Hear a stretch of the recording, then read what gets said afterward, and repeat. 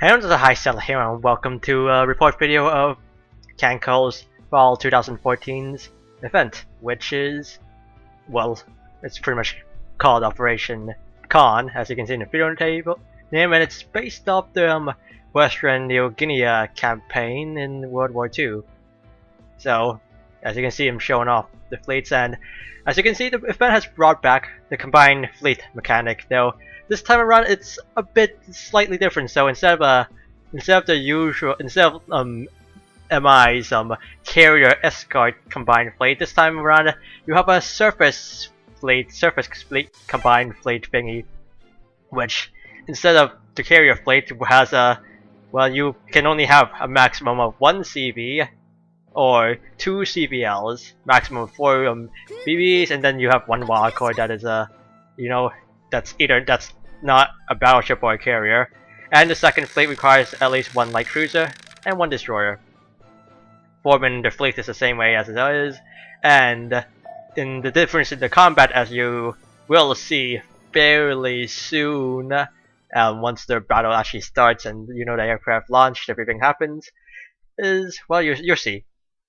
So this is E-1, and the boss is, well, you have to kill the boss 4 times to defeat the boss.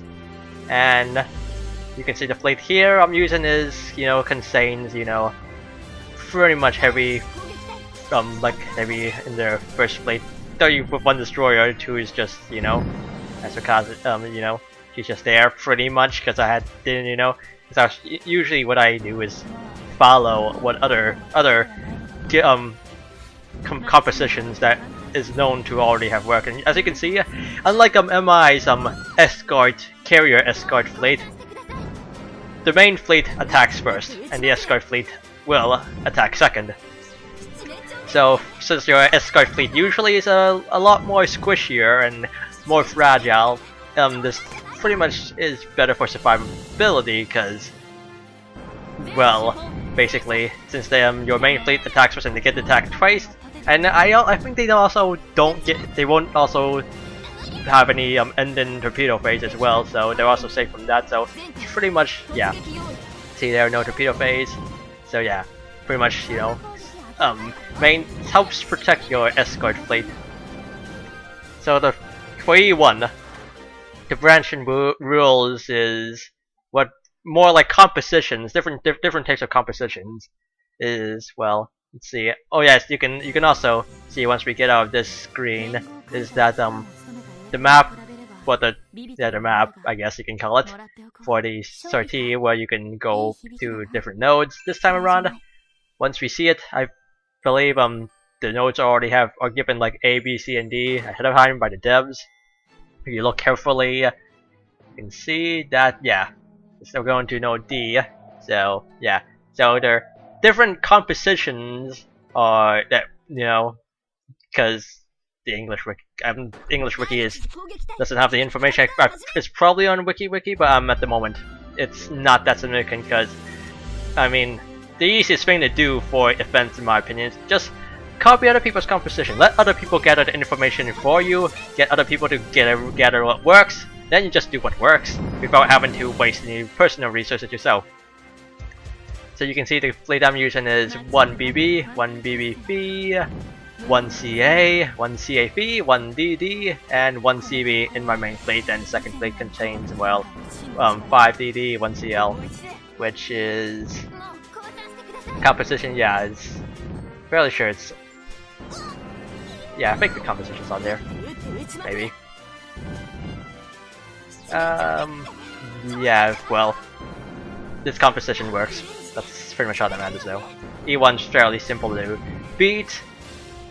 For other potential compositions you could use is, well, 2 BBVs, 2 CAs, 2 CAPs. As far as I know, that's pretty much, I feels like you can pretty much use practically any composition as long as you can actually combine fleets. So you can have 2 CBs because you can't even combine the fleets, or 3 CBLs, 5 BBs or BBVs, whatever.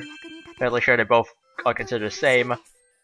So yeah, but for the most part, composition doesn't, as far as I know, doesn't affect the branching Well, or if it does, it's not that significant though. As for the most part, you are probably going to have like 3 nodes before you go to the boss for most compositions, I believe. I.e. you go to like A, C, D, E, or B, D. Oh no, well, no, wait, I messed it up. I mean, A, C, D, F, though, that's if you think A or B might, it's probably random. It's not always guaranteed you go to B or you go to A, and A is well, it's Maristorm. Well, it's not a battle pretty much. It's I think it's just you know, nothing happened node. You know, the nodes where you pretty much lose nothing. Nothing significant, that is, other than time, I guess. Well, you pretty much lose nothing that you wouldn't have lost in the battle otherwise. And then, you know, you can go to potentially A, C, D, F, which means only 2 battles, or you can go B, D, E, F, which is, you know, 3 battles before the boss. So, as far as I know, I don't think there's any way to guarantee you go to A. So, I think it's random. Line of sight, for the most part, you can, for the most part, it's pretty simple. I mean, pretty much you should be fine with line of sight. Then again, I mean, I'm saying these things, but for the most part, once this video is up, the event's gonna be mostly over anyway. So you're not gonna be using this event for anything other than like looking back at the past. But I think personally, equipment line of sight was like 100 something, low hundreds. Overall line of sight doesn't really matter. Line of sight, for the most part, for this event wasn't. I guess I wouldn't say it's not important, but for pretty much, I met the line of sight requirements. It was easy to meet the line of sight requirements, so line of sight requirements is pretty low. And you can see I try to make these videos a bit shorter than last event, though that's not always possible. So this video is about 25 minutes long for E-1. Yet this event, for the most part, the devs did say it was going to be, well, not, I think, don't remember specifically what they said, but pretty much, you know, it's not going to be bad as last event. So now we're the boss. The boss is a heavy cruiser, knee class elite. Killing the boss 4 times will empty his HP gauge. And apparently with low level HQ, you actually will reduce the HP gauge more each time, but you still have to sink it 4 times. So it's probably, I don't know, it's hypothetically saying the best possible case is that for like a level 1, the lowest possible can be for like a really low level HQ is probably like 3.1 sinks, and since you know, so it's probably by, I'm assuming when the wiki says you need to sink it 4 times, it means 4 full sinks. And you didn't have any like non-full sinks in between, which is, well, I guess if you're not high level lad, if you haven't been playing it for a while, you may not be able to kill the boss each time, but the boss is not easy to leave alive, I guess, is what I should be saying, because yeah, kind of one-shotted there and have a double attack. The other half wasn't enough to one-shot, but the first half one-shot the boss right there because of Nagato is the best battleship. Hopefully we'll get a second remodel eventually. E-1 also has some potential drops on the boss node, which what you were saying would require an S rank. Let's see, you can get a submarine tender, apparently a Kashi as well. Some subs, not that those are really important. I think it's pretty much the only ship that I would say is worth farming. Well, for me, is probably the submarine tender, which I may not be able to farm for unless I can, you know, get more ship slots or find someone to discharge from the Navy. Otherwise known as scrapping / using for modernization material. Because otherwise I'm not gonna have enough room. So yeah, E-1, pretty simple to beat. as you can see here, it's not gonna be very problematic at all. I mean, it has some nodes, may potentially, but for the most part, not really. Of course, sometimes, you know, node E could be a problem, mainly because of the fact, because the biggest thing is, it's still potentially possible for one enemy battleship or one enemy light carrier to easily screw you over if you get unlucky. And as you can see in node E, you have 2 battleships, 2 light carriers.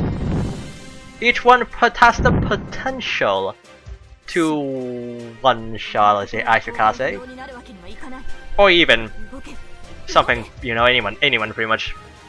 And I'm sure any experienced player has seen stuff like that, and sometimes worse. With let's say Yamato being one-shotted somehow from full health, which is possible.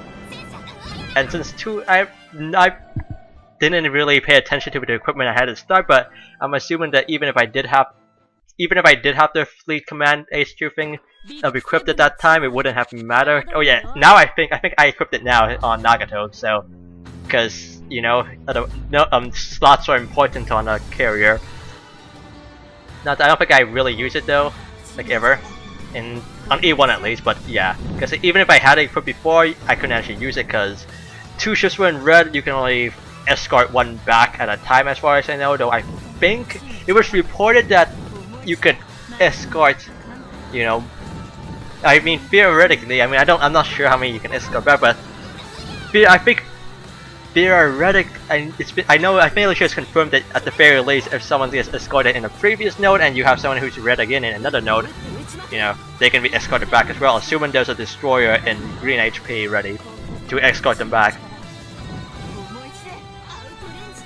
Theoretically, that could mean that you can escort as many as you have destroyers, but you know, that wouldn't really matter for the most part, considering that, you know, if you're gonna have to escort like 1 on every single node before the boss, killing the boss is gonna be a bit problematic. Just saying. That we killing the boss here.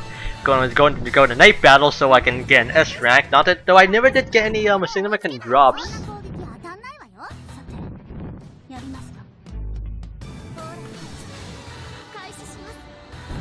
And yeah, those battleships are annoying.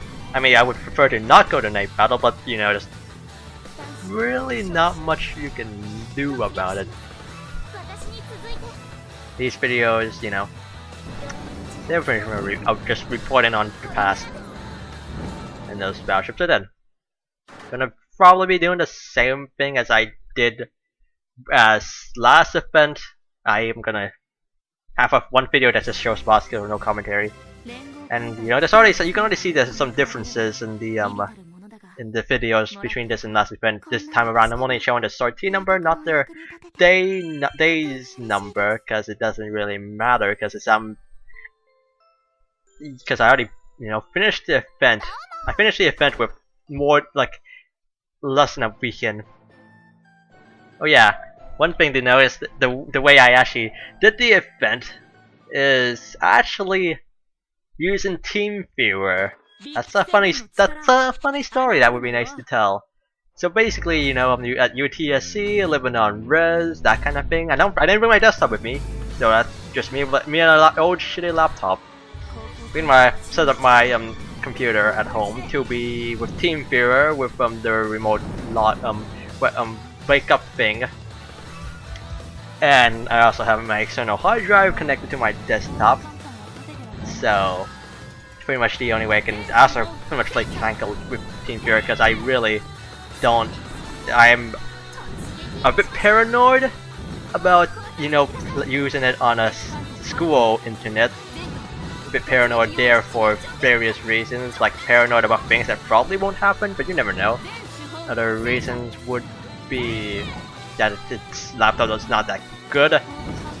Seems to have trouble. I haven't tried, but I would assume running it won't be that well. Wouldn't run it that well, even though it doesn't have much requirements anyways.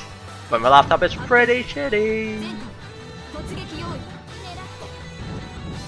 So yeah, as you can see, boss is almost dead now.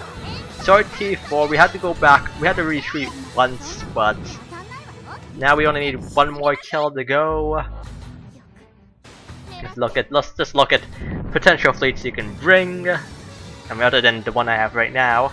Assuming I get this up before the event actually ends and you're somehow still on E-1, I'm not sure why would you still be on the E-1 though.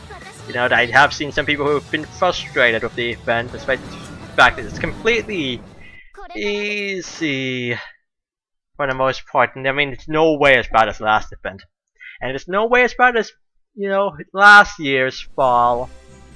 I remember that fondly. I say fondly when I mean not fondly at all. Last year was pretty horrible. If anyone remembers the HP region, the night battles, and I think also the compass RNG, because you know, pretty much I think almost every event recently, there's almost always a way to guarantee yourself to get to the boss. But back to E4, sometimes you know, sometimes you think you're safe. You made it to the pre-boss. You beat the freeze boss node with everybody in, you know, relatively good condition. Then you spin the compass. It's like, oh, never mind. You didn't even get to fight the boss. Oh, never forget the fact that you know the boss starts a night battle. You know, you end up. Let's say you end up killing everything except the boss. Well, no night battle for you. No boss fight either. And no, don't forget the HP regen. Nope. Can't really manage to get the boss for like a few hours. Oh, HP regen quite a bit. Out of resource, let's say you got to E4 like early on, but then suddenly I don't know. Let's say you know the event's been, you know, they extended the event for maybe an extra week. Well, yo, resource you can get that week to get more resources. Well, oh, your progress is all gone because HP regen. Never did finish. Still don't have Hachi because of that. Goddamn single, you know, event of doom and destruction, death and defeat. It's all over. E4. That would always be, you know. Hey, at least I didn't use sacrificial destroyers like some people did. Like some people. Not naming names, because I actually don't have any names to name. But yeah.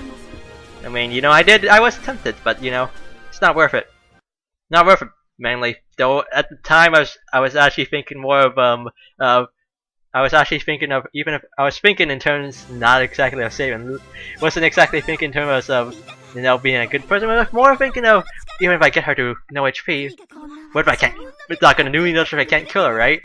So you know. But now these days I'm thinking, no casualty, no deaths, excluding fairy pilots who die in droves, and are the unsung hero, because you know, without them, artillery spawning would be for the enemy. But you know, nobody seems to give a crap about them. About, you know. So let's look at these now. You could bring a CLT if you really wanted to, but you really would. It would really be better for you to save your CLTs for E3, because. I didn't mention this at the start, probably should have, but another thing with this event, it does have the lockout mechanic this time, but it's not as fast as last time, where your AL was 2 battles, MI was 2 battles, and that's 2 ways to lock them out, and then E6. No wait, E5? No, yeah, E6. I think. No, yeah, MI was 3 battles, not 2. And then E6. You could not use anyone who was in either AL or MI. And I think we found out quite readily that, you know, the devs seem to prefer CBLs, which is annoying because I pretty much have every single CB perfectly level and ready for combat. But no, your branching rules pretty much frown upon CVs. Damn it, devs. Damn you, devs. But yeah, this time around it's a bit different though. This time around, you have the first 2 maps, first 2 E1 and E2. Anyone who's there cannot be. Anyone who went on those 2 maps cannot go to E2, E3, and then E4. There's no restrictions. Support fleets, no restrictions, as far as I know. So basically, both, although the fleet list where you need a combined fleet is that have lockup mechanics is E1 and E3. So you're gonna need 12 ships for E3, and you're gonna need pretty much 12 fleets for E1 though, because E2 you theoretically could pretty much use the ones you use for E1, so it's all fine. Another thing I would like to say about the event is that I feel like music. The music. I think it's personally I kind of like it more. I mean, the last event, but for the most part, and I feel like event music, for the most part, has been pretty good for the past few events. But you know, it's really hard to I think some are better than others, and oh yeah. So you also something I've also forgot to know is there's new AA stuff, which when it doesn't seem to the actual animations doesn't seem to really affect anything as far as I can see. But yeah, as I was talking about the music, well, last event had a really amazing boss theme, in my opinion. But I think if I recall correctly, I think the normal sortie theme was I thought it was kind of lacking. I think no, I may be thinking of a different event. But yeah, I would think for the most part, I would think that just the main sortie theme is just kind of lacking. I think it just doesn't have a kind of a feel. This doesn't, you know, I don't know how to describe it. It seems just lacking. So I remember what it was the spring event, and it was the extra. I don't know if it's. I think it's the extra. Well, you can pretty much gather what I'm talking about. It was the extra operations theme, I think. Then that sort of theme I really enjoyed. I really like that theme, and I don't think any other event normal sortie theme has ever come close to like having that. You know, me liking it, enjoying it as much as I did as that. That theme was also used for the fairly the official, you know, vocals for those songs things where you know you have the Congo sisters singing over the wedding theme. Then I think the Akaski class was also theirs was over the what's the word? The where you have to change furniture song, and Akagi, well, yeah, fairly sure it was Akagi. Well, her song was over that event main battle theme. The boss theme, however, as always, is pretty awesome. Really, I do like this one. I like it. Say that they always do seem to be able to do good boss themes.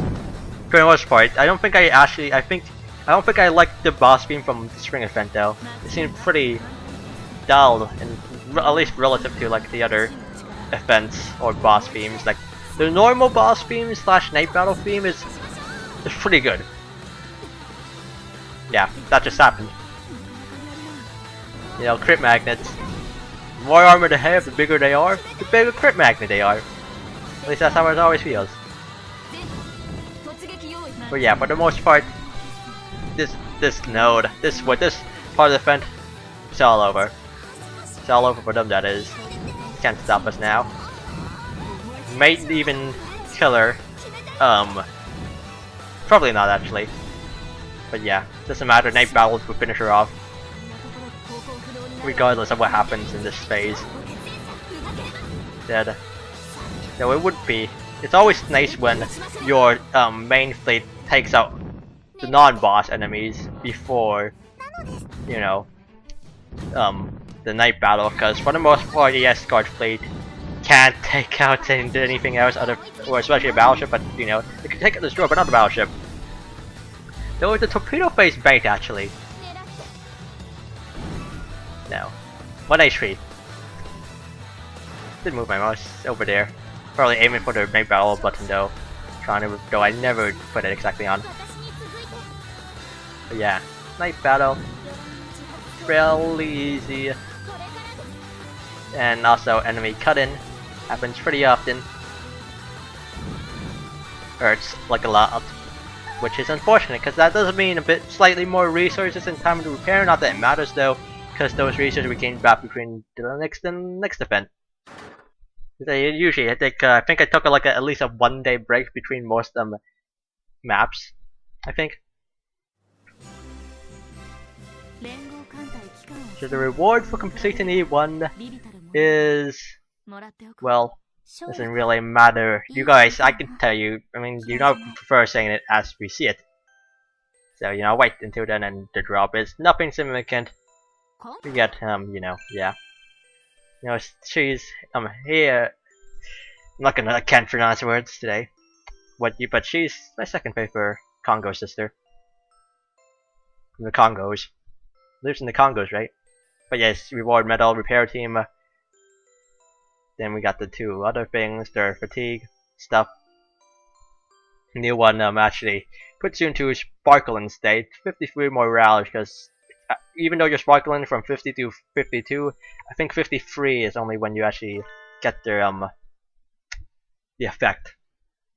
Also got the Type 91 anti-aircraft fire director, which I think you can, if you upgrade it with using Akashi's factor, you can actually get it to a upgrade. You can actually combine it with like a 10cm cannon and make it a pretty awesome cannon. So event 1 took up about 1.5k fuel, 1.5k ammo, 700 steel, 600 bauxite, 13 buckets. Not very intensive at all, because as you can see earlier, I had a ton of resources pretty much. So yeah, not a lot of resources used. So yeah, this has been E1, and I'll see you guys for E2 fairly soon, and good night.